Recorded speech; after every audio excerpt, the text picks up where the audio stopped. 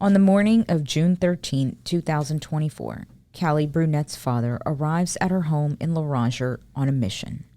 He had not heard from his daughter and was deeply worried. When she did not answer the door, he forced his way inside. Inside, he found every father's worst nightmare. Callie was dead. The scene was brutal. She had been stabbed multiple times. This was not just a murder. It was personal. Amidst the horror and blood, something else was terribly wrong. Callie's children were missing. 4-year-old Erin and 6-year-old Jaylee were nowhere to be found.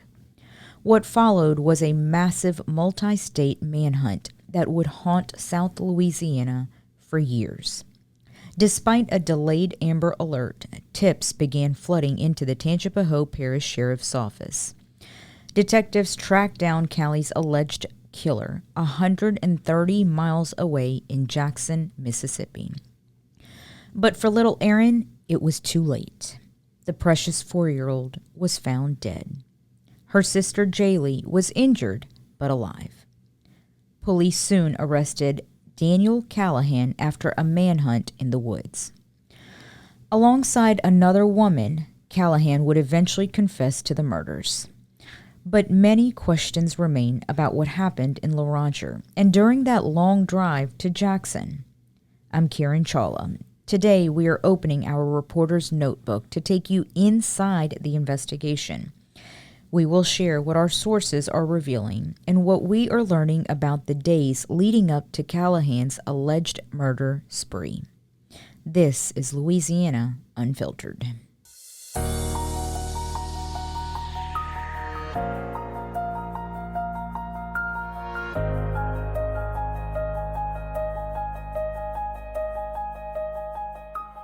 Welcome back, everyone. Thank you for joining us for this episode of Louisiana Unfiltered. We are joined by our executive producer, Daniel Brown. Daniel, let's get right to it. This all kind of started unfolding last Thursday. And I guess let's take our viewers kind of behind the scene. Let's go back to how that Thursday started with us. Yeah, it was normal day. We were in our normal morning meeting where we kind of go over the news of the day, and this story kind of started unfolding throughout the morning. We know that we got word of Callie's murder, and then we knew that there was kids not in the home. But then there was a 3-hour period, around roughly a 3-hour period, where we were kind of getting information coming in to us. The Amber Alerts that everyone got on their phone around 12:30, 12:28, I think is the time, 12:27. That's whenever things really started kind of, getting bigger. And let me add, I don't remember the last time an actual Amber Alert has been sent out in our area for a missing child. Do you? No, and that's kind of part of the Amber Alert, problems with the system. They're very rare, so authorities don't send them out very often. The criteria to meet an Amber Alert is very hard to meet. It's not... just because a kid's missing doesn't mean there's an Amber Alert. You have to know they're in danger. You have to know the vehicle. They even like for you to know the direction the vehicle was heading, those kind of things. So when you look at the application for the Amber Alert, it's not just missing kid. There is this, huge application that police have to fill out that goes to state police. They get issued. I think because there were so many problems with getting the Amber Alert out, there were a lot of it. I think it was an education moment for a lot of people to kind of know the intricacies of, this system. And the processes. And we're going to dive into the process and how you actually get an Amber Alert out a little bit further. I guess now that we're talking about it, I remember it was around, so we had already had our morning meeting that Thursday. We had already assigned everybody what they were doing. And I remember an email came in at 10:34 a.m. And it says, missing children. So I said, I got this one. I'll write it. I wrote it, got it out, and I remember in reading it, it said that their mother had died, the kids were missing, and the car is missing. And we had it out probably within 5-10 minutes of receiving the press release. But when you started seeing the comments, everybody was saying, where's an Amber Alert? Yeah. Where's the Amber Alert? And 12:30-ish, the official Amber Alert goes out. But before that, at noon, we had already put out another article saying, that here's the Amber Alert. They're missing kids. This is really serious. Yeah, and that's definitely part of the investigation because the media, got an email about the Amber Alert about 5 minutes, maybe even a little more than 5 minutes before everyone's phone started going off with the actual Amber Alert. So, I think there's questions about the Amber Alert being issued versus it being received on your phone. That's a whole nother process. I've covered Amber Alerts in other states. This is always part of the public debate over missing and abducted children is the Amber Alert. And there are some cases, I remember one in Charlotte, North Carolina that I covered. It was very similar to this where someone was dead, kids were missing, they had a vehicle. Why wasn't an Amber Alert kind of issued? And it was because one part of the Amber Alert puzzle, is what I'll call it, was missing. They didn't know one part of it. And that one missing piece means no Amber Alert, period. But I saw one of the comments said that I would rather get an Amber Alert to be on the lookout than the child be absolutely fine and there was no need for an Amber Alert to not have one and it turn out to be a dead child. Yes, but I think law enforcement and I think the sheriff in Tangipahoa Parish said this really well. We don't want these to become white noise. We don't want an Amber Alert to go out and people are like, oh, here's another one, here's another one. Yes. This is, when you get that on your phone, your heart's supposed to stop. You're supposed to look at your phone and be aware of your surroundings, those type of things. They want as much information as out. Now, I think there's a compromise because I do think there are some people that, do feel that way. Like if I can help in any kind of way or be on the lookout for something, like I want to know. So I definitely think there should be a middle ground. But for the Amber Alert, I think that the sheriff is actually right? You don't want just any missing case to just automatically trigger an Amber Alert because I think people start becoming, not aware of it as much. And I mean, we receive numerous emails as far as a missing person from state police, but it's an email only to the media letting us know, hey, a person is missing. It's not an Amber Alert that goes out to the entire state. Correct. And we get a lot of those. A lot. And usually within about a few minutes or an hour, we get another email saying updated, it's canceled. Yep.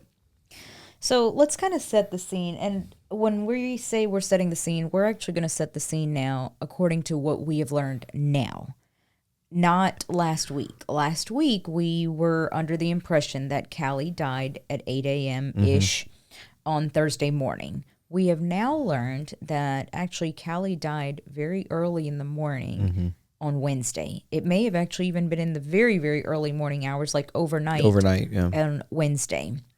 Wednesday at 8 p.m. is when her parents finally called Tangipahoa Parish Sheriff's Office and said, something's wrong here. We believe our daughter may be missing. It was the next morning at 8 a.m. that Callie's father went to her home on North Cooper Road in Loranger in Tangipahoa Parish. And for those of you who may not know, this is a very rural area. It's a very small town. Everybody knows everybody. Tangipahoa Parish, I think Hammond might be the biggest town there. Yeah. And Loranger is about another 40-ish minutes, 30 at least minute drive from there.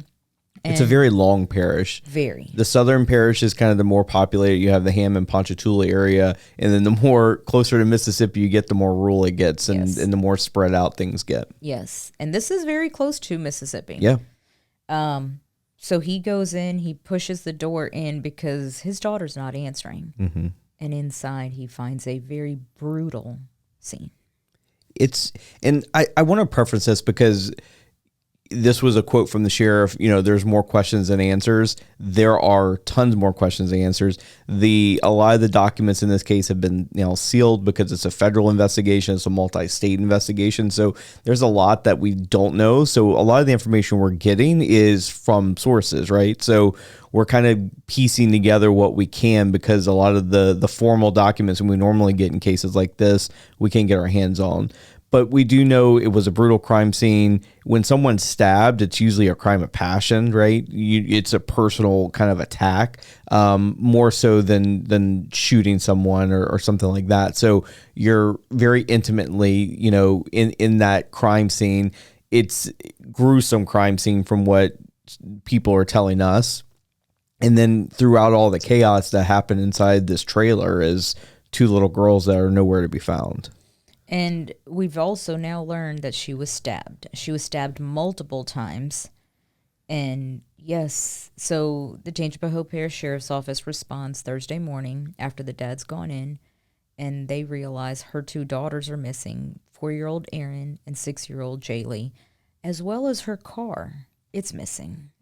So these are some of the things that we've now learned behind the scenes of what was actually going on that day. There is a frantic plea to get an Amber Alert out. But frantic is an understatement. Yeah. Tangipahoa Parish was working really hard to get this out. They had several, deputies working with state police on meeting the criteria to get an Amber Alert out. They filled out the application. They sent everything that needed to be sent. There was already a picture out there of Callie and the two little girls. We didn't have a picture of the car yet. We would get that a few hours later, but we had the picture. Then we got the car. So they knew a lot about this case, right? So when you're talking about that criteria for the Amber Alert, they had a picture, they knew the vehicle, they knew the kids were in danger because the mom was killed. So that's why people are like, well, why wasn't this sent out sooner? It's because of those reasons. And it took us a little while to kind of piece all that together, but that was the reasons. And, you had the Tangipahoa Parish Sheriff, you had, local officials there in Tangipahoa also, basically screaming from the rooftops, like, we got to get the word out about this. And the part, I guess, let me add to our viewership is that obviously go check out Unfiltered with Kiran.com and look even under the Tangipahoa Parish section. But we did a very in-depth article on why the Amber Alert took so long, including text messages, phone calls, notes as far as times go. And those text messages reveal the Tangipahoa Sheriff's Office sending texts saying Amber Alert, question mark, as of 12:02. And the response is, we're working on it. Well, that's why TPSO said at 10:34 when state police kind of said, okay, well, we're working on it, TPSO took it upon themselves that, okay, if state police is not going to send out anything, we are.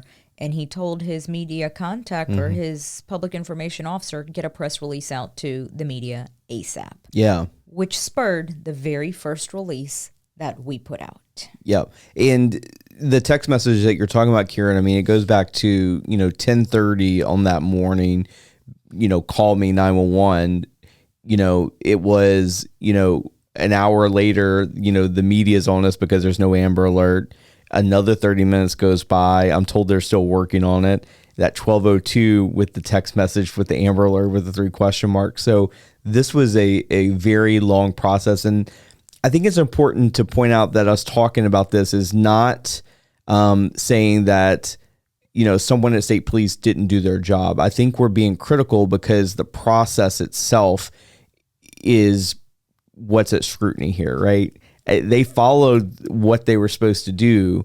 It's just that process is such a long process. In fact, we spoke to one of our reporters, interviewed Stacey Pearson, who has done Amber Alerts with state police, and she said it's actually pretty typical for a 3-hour delay between getting the information and actually getting the Amber Alert out. But what the sheriff is now questioning in Tangipahoa Parish is that is 3 hours too much? Yeah.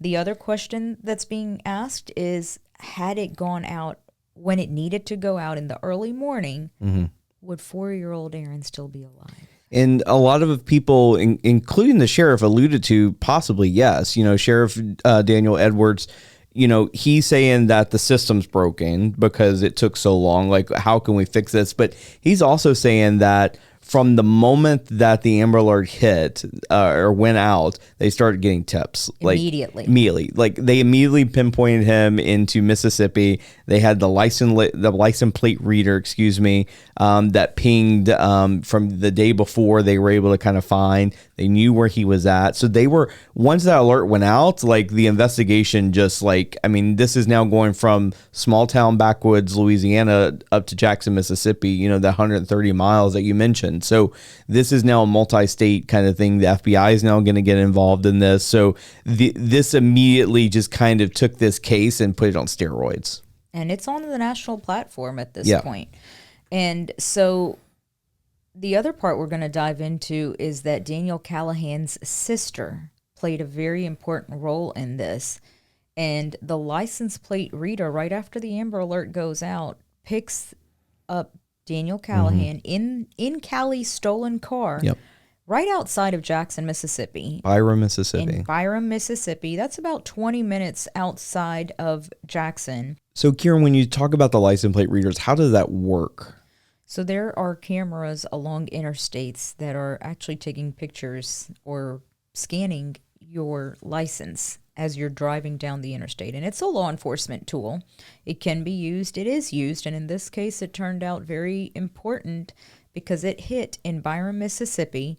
And immediately, Tangipahoa Sheriff's Office realized, okay, we're in Jackson, Mississippi. We're close to it. Well, Jackson is the capital of Mississippi. You now are relying on Jackson PD, the Marshal's Office, and even the FBI because it's cross state lines. Now you have multiple tools at your advantage. So they know he's in Mississippi. The case basically moved from Laurentian to Mississippi. That's where they believe the suspect is. That's where they believe the little girls are. And then that's when we started realizing that this may not be the happy ending of reuniting these girls with their family. I get goosebumps thinking about it. Like this one's taken an emotional toll. Involves a child. It was around 4:30 that we learned one of the little girls did not survive.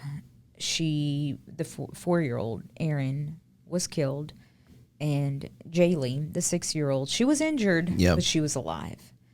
And you're heartbroken at that time. Thank God one of the kids, they're alive. But the other one, what did she do to deserve being killed? Died from asphyxiation, according to the police chief in Jackson, which is basically you suffocated to death. We don't know anything about the circumstances. We don't know if it was an accidental. We don't know if it was done intentionally. We don't know. It could be that they were in the trunk of a car and didn't have enough air or something. We just don't know that. The other part, Kiran, of this that makes it even more just kind of maddening is the sexual battery charge that was filed. The police chief would not go into a ton of detail about it. He did say, look up the definition of sexual battery. He said, basically what we have found in our investigation led to that charges. And basically a sexual battery is forced penetration on a victim. In this case, it was a child.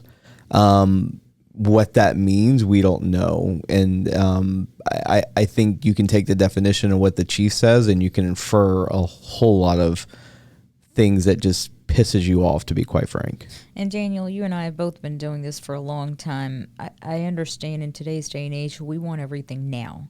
But the truth is, working on this side of it as the media and working alongside with law enforcement, there's a lot police cannot say and will not say because it jeopardizes the case when you go to trial.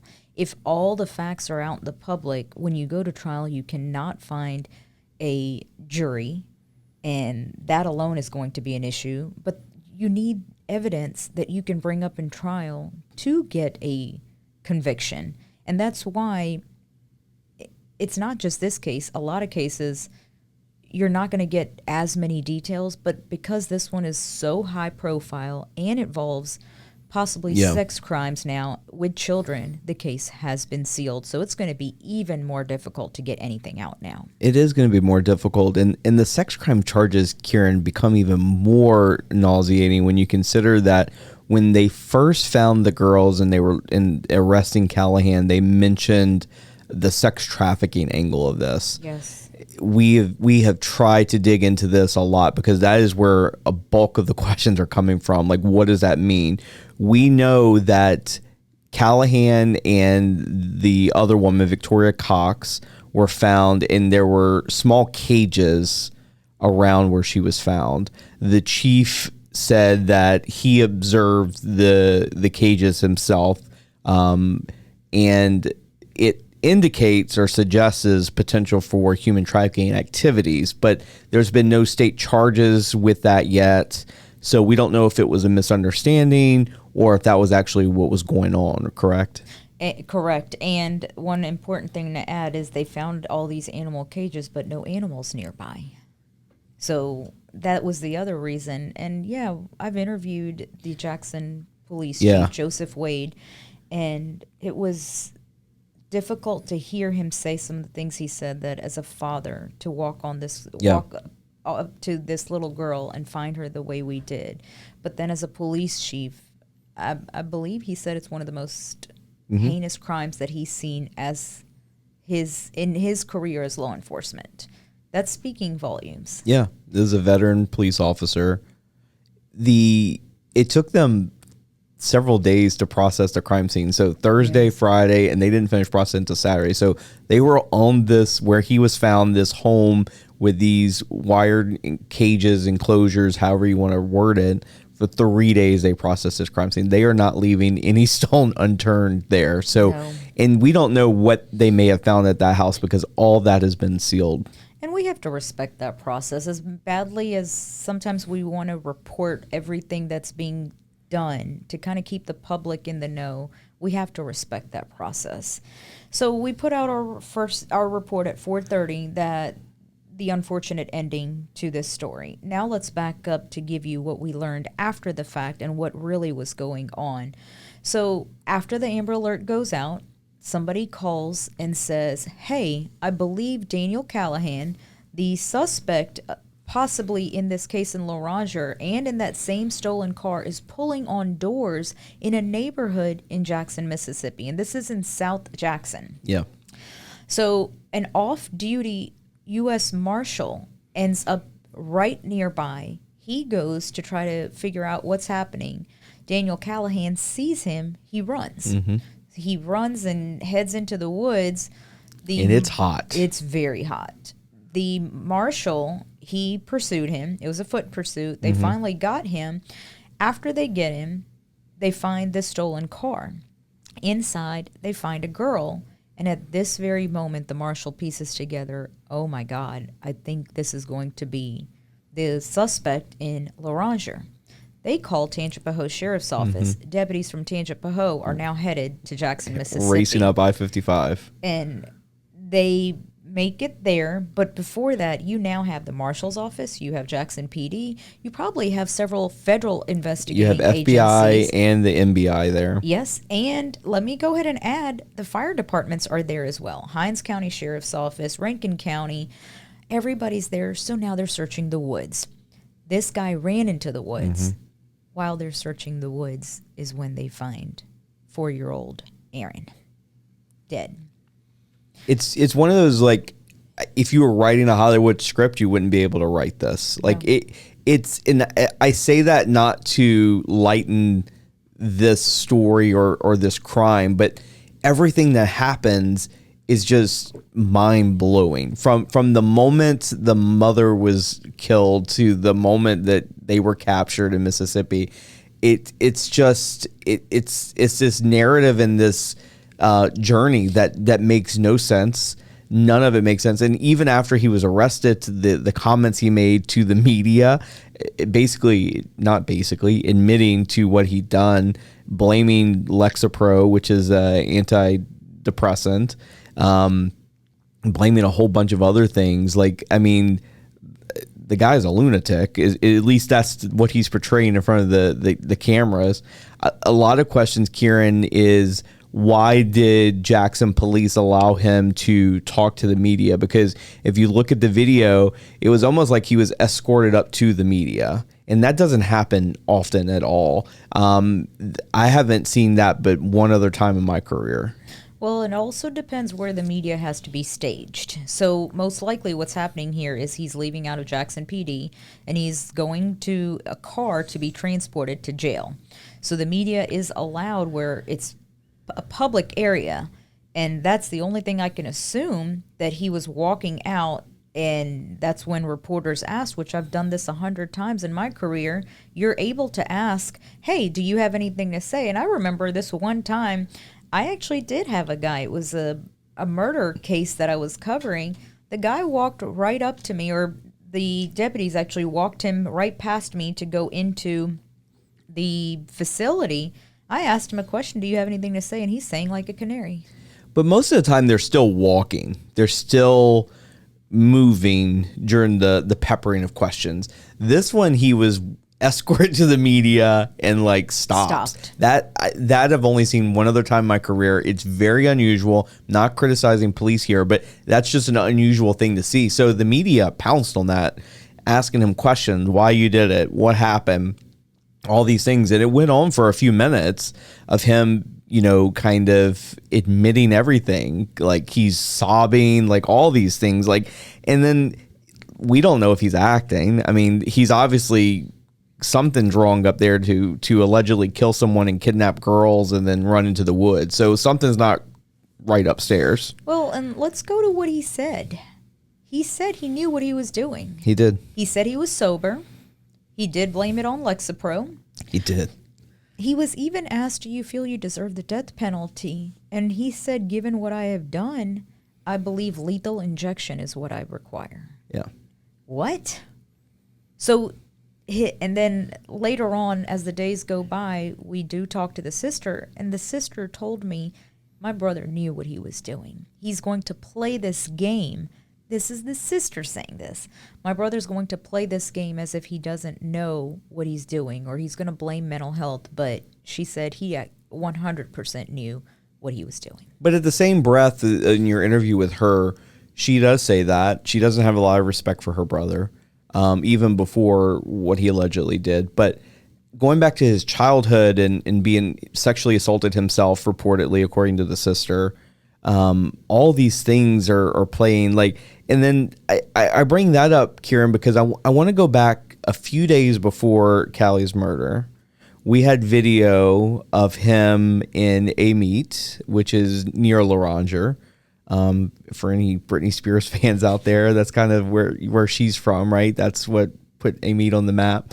But he's in this rural area going through this camp, and there's video of him, and even in that video, you can see something's wrong with him. Yes, you see him on video, and it's 2 different days. Once he's completely dressed, the other he has... completely naked. Yeah, nothing on. But there's a crossbow he's allegedly stolen, a machete. Hatchet, yeah. Knives, a blanket, and all sorts of things, and he's just walking around as he's stealing it from this, just nonchalantly just walking around stealing it. Yep. But he's acting manic in the video, or what I interpret as being manic, like him with the crossbow and everything like that in the video was strange. We also see that before he was arrested in Jackson, he was pulling on doors in Mississippi. It was a very similar behavior. Very. It was very similar behavior as what he was exhibiting in the video we saw in A-Meet, right? So the guy is something's mentally wrong. And in fact, in talking to the sister, she did say he had been into, I believe, 3 facilities in a matter of 2 years. He's diagnosed with hallucinations and schizophrenia, which kind of explains what the behavior. Yes, as far as the behavior goes. And then he had just, according to the sister, he was and we haven't been able to piece this together totally, so we're only going by the sister's what she told us, but he was kicked out of a mental health facility. Mm-hmm. And I talked to a lot of friends that work in this industry. You don't just get kicked out. So there's a lot of that we don't understand. The other thing the sister said is there were times that he was homeless and he would go check into a mental health facility for the night so he could sleep somewhere. And the next morning he would check himself out. I've never heard of such a thing that you can check yourself in and you can check yourself out. They have homeless shelters. So again, these are some things that there are more questions than answers. And I bring up all the mental stuff here, Kiran, because I don't think that it excuses what happened here. I don't think that it is a reason for what happened here. But there were warning signs for years, including days leading up to this, that I feel, according to everything that we've been told, were ignored. And that was the sister's entire interview. I'll go ahead and say this to our viewers. We have worked tirelessly for the last week. Interviews at 9 o'clock at night, 10 o'clock at night, whenever somebody's available to make sure we're getting the full in-depth story. The sister pretty much spoke out for that very reason. Dixie Hemphill is her name. She's 3 years younger than Daniel Callihan. It was 3 siblings, all half siblings. And it was Daniel, Dixie, and then their youngest sister. So what Dixie said is that I sounded the alarm almost 2 years ago, and nobody listened. She blamed this in a sense that I tried to tell you guys. He confessed to me that he killed a man. Jonathan Estes was reported missing as far back as 2018. So Dixie Hemphill, his sister, says that he becomes homeless. He is staying at her trailer in Bogachita, and one of the nights it got extremely cold, so she allows him to sleep on her back porch, and she goes outside. It's pretty telling she doesn't let him in the house. Exactly. Well, and let me back up. Before that, days before this really, really cold snap, he dug up a huge hole in the woods. He claims it was because he was going to kill Dixie's boyfriend and the father of her son and bury him in it. So this is alarming for Dixie. Her boyfriend does not want him in the house, and Dixie doesn't want him in the house.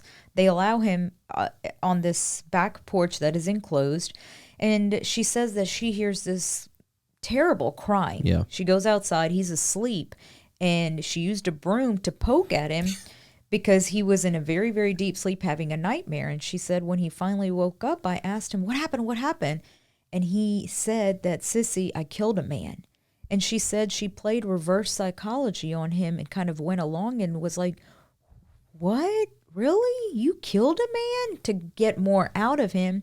And she said that he starts confessing things. That, yeah, I killed a man and I didn't think I was going to have this many nightmares over it and that kind of thing. She goes back inside and doesn't really know what to think of this. Is he making it up? Is it true or not?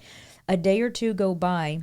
A day or two go by. They're sitting outside around a bonfire, and a song comes on about murder.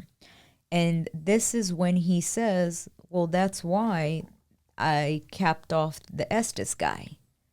And so the sister claims she's got to go to the bathroom. She runs inside, pulls up Google, pulls up Estes, missing man, and there is Jonathan Estes as a missing person. This is around December 2021, January 2022. And he has not been charged in that case, so I want to make that clear. And that's why the sister is saying that. He could be now, but he hasn't been so far. He could be now, but to Dixie's credit, she tried to turn her brother in to the Mississippi Bureau of Investigations. And that's not easy, yeah. It's not. But instead, she tells me that they turned on her and said, you're a basket case. Yeah. You're crazy. Yeah.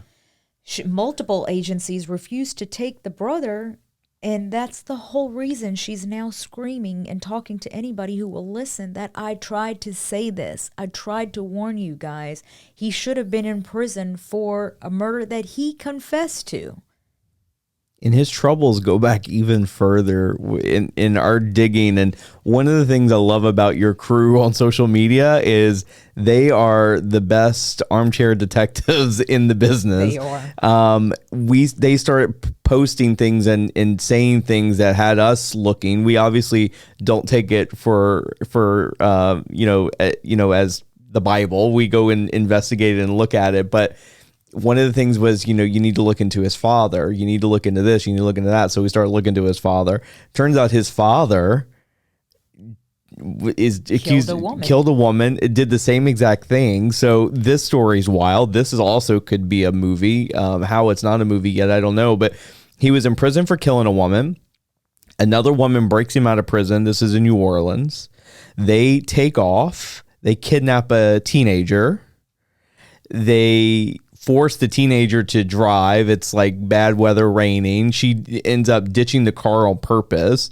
And he kills the woman that helped him escape for prison. Like it's all these things that are happening. You're like, how is this even like real life? And you're talking about the dad. This is the dad. The stories run very similar. It runs in the family is what one of the sources told us. But then you have him doing the exact same thing, killed a woman.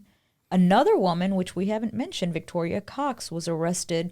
So Daniel Callihan is arrested Thursday. Friday morning, Jackson police picked up Victoria Cox, who was his current girlfriend, at the Oyo Hotel in Jackson, Mississippi. She's also facing capital murder, which is first-degree murder, and sexual battery. So same exact thing. He allegedly kills a woman in Louisiana. His current girlfriend picks him up. They escape to Mississippi, which is exactly what his father did as well. Correct. And it was 1990 when his father took a girl, Rebecca Forbes of Denham Springs. They met at, I believe, an Italian festival. They did, 10 p.m. that night. It's the last time she's ever seen. And 3 weeks later, her decomposed body turns up. And the similarities between the two cases is chilling. And it again, I go back to like we have a mental health problem in this country that we don't deal with, and I'm not saying that that's the reason this girl and this mom is not alive, but it's a fact, right? Like you have this man who was allegedly sexually abused as a kid. His dad is a killer. A kidnapper, no telling what else his dad did. And he's repeating a lot of these same kind of things. Like they mirror each other very closely. In fact, his sister said that, and the sister admitted they all have the same mom. Same mom, different dad, yep. Yes, that they had a terrible upbringing, and it was constantly moving to one house, to another, to another guy, to another guy. In fact, she said they moved 12 different schools. Can you imagine that? I cannot. And that was just in a short period of time, right? Yes. And then they were split. I believe the state took custody of the kids.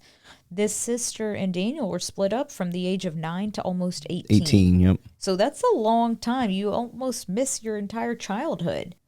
But one of the important things that the sister told me is that the mom would tell Daniel, you're going to turn out to be just like your dad. You're going to turn out to be a killer also.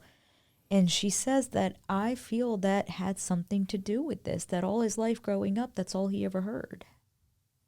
And that's all he ever heard. But also, what was he doing to make the mom say that too?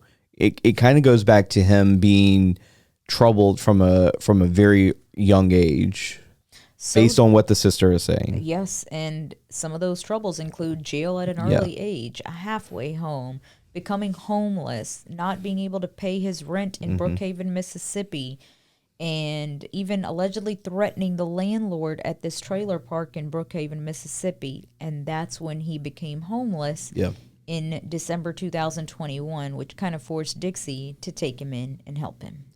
And Kiran, I don't want to get too inside baseball here, but he was arrested in Mississippi. He's still in a Mississippi jail. He hasn't been before a federal magistrate yet. He hasn't been extradited back to Louisiana. These are all things that they're kind of working behind the scenes. But I bring this up because this is a complex case. It's a murder in Louisiana, a kidnapping, a murder in Mississippi. You have the sexual battery charges. You have the possible sex trafficking, charges that could be coming. I mean, do we know more about how this is going to play out in court? We don't. And I'll say this, that the fact that he still has not gone for his first appearance in a bond yet, that alone is odd. Daniel, I honestly do not know the answer to that question. I know it has to be in a reasonable amount of time. We know that the Jackson police chief, we talked about his confession to the media. The Jackson police chief was basically saying that I'm not going to go into the details of the interrogation, but they mirror each other. That what he basically told the media is basically what he's telling us. So you can assume from that he's admitting to killing the mom and the kidnapping and the little girl and all that, and I think it's reasonable to suggest that he may not be in court because they're trying to get more out of him, right? Yep. I absolutely agree with that because Victoria Cox, she has already gone before a judge. She was the other woman arrested, so on the capital murder charge, they denied her bond. On the sexual battery, they gave her a $500,000 bond. Meanwhile, you have Daniel, who has yet to go before a judge, but he also has not been extradited back to Louisiana. Usually, the way the process works is, so say if you have a crime in Louisiana and then you run to Texas, Texas authorities will arrest you, but you're arrested as a fugitive. Correct. Wanted out of whatever jurisdiction, in this case, Louisiana. But the difference here is you committed a crime in both states. Yeah. Yes, you can't simply pick him up as a fugitive for Louisiana. He's got charges he's got to face in Mississippi well before he can even be extradited. And it sounds like the charges in Mississippi are actually more serious than they are here in Louisiana. Plus you have the federal charges. Yes. The one thing, too, I want to get into is Victoria Cox. So you mentioned that she did appear before a judge. She denied everything. A lot of people, myself included, thought when she was arrested that wrong place, wrong time. She was with him. She may have not known what he did. She didn't, was kind of oblivious or, blind to it, or maybe she wanted to be blind to it. So when she was arrested, it was almost more kind of like that is what I thought. But the more that comes out, the fact that she was also charged with sexual battery, and the police chief basically said that, it's based on our collaborative investigation and Callihan's statements that we felt that these were the appropriate charges. That's what the police chief said. And then you kind of look into her past. Some media has dug into her past. She used to live very close to where the mother lived. So it's one of those, was she more involved in this than we even realize? And we don't know that yet, but those are also some pretty damning questions that are out there. And I feel it goes right back to that more questions than answers. And I kind of want to start rounding out with the interview with this sister that she showed me screen grabs at 2 a.m. Oh, yeah. Her brother, Daniel Callihan, is using Callie's Facebook page and calling the sister, Dixie. And mind you, Dixie's been through a lot at this point, so she does not want to talk to her brother. She's really distant in herself. And there are 4 back-to-back calls saying, hey, emergency. Through Facebook. Through Facebook. For those of you not aware, you can make a phone call through Facebook Messenger. She didn't take those. But they had a code word that family used. So the odd thing is, she told me that when 2022 was going down and the Jonathan Estes was coming out, he had a code word that he used, and the family knew that meant complete, utter emergency. But he changed that word to seahorse. And she now comes back and says, I did not see it in that very moment, but now when I look at it, he said the word seahorse. She still is not calling him back. It's about 8 a.m. the next day now. So the same day, Wednesday, June 12th, around 8 o'clock. And he's saying he needs some money. Why does he need money? He's claiming that he's got a flat tire. Well, she said he doesn't have a car. So how do you get a flat tire when you don't have a car? He claims, these are conversations between the two of them that I'm kind of summarizing for everybody. He says that he borrowed a friend's car, which makes sense that he stole Callie's car, and that he's got a flat tire. So he claims he's in Lacombe. Lacombe is in Louisiana, about 10-15 miles outside of Slidell. But he says that his friend Victoria Cox is actually going to bring a jack to him and to send her money. So the sister is now trying to figure out, okay, Victoria Cox, she knows of her, and she's saying, what do you need the money for? She says that I need some money to get a jack to go meet Daniel in Macomb. And this is where the story's not equaling the exact same thing, because one is saying Macomb, Mississippi. The other is saying Lacombe, Louisiana. Which are not close to each other. They are not. But Macomb is where he was spotted at the McDonald's later Wednesday. Then Wednesday evening, he's spotted in Byron, Mississippi. So all of this is now starting to play out. A lot of this is just what really happened. And again, I go back to it, more questions than answers. I will also say this, that we have followed this case very extensively. You're welcome to go to our website, unfilteredwithkiran.com. We have very, very long, in-depth interviews with officials, with family members, even the family of the young lady back in 1990. We tracked down her mom and talked to her of how this is just bringing everything back. And Daniel, it's important to say that Thursday, June 20th, Callie and her daughter will be laid to rest. It's going to be a tough day for that family. They've been through so much. They're under law enforcement microscope. They're under the media microscope.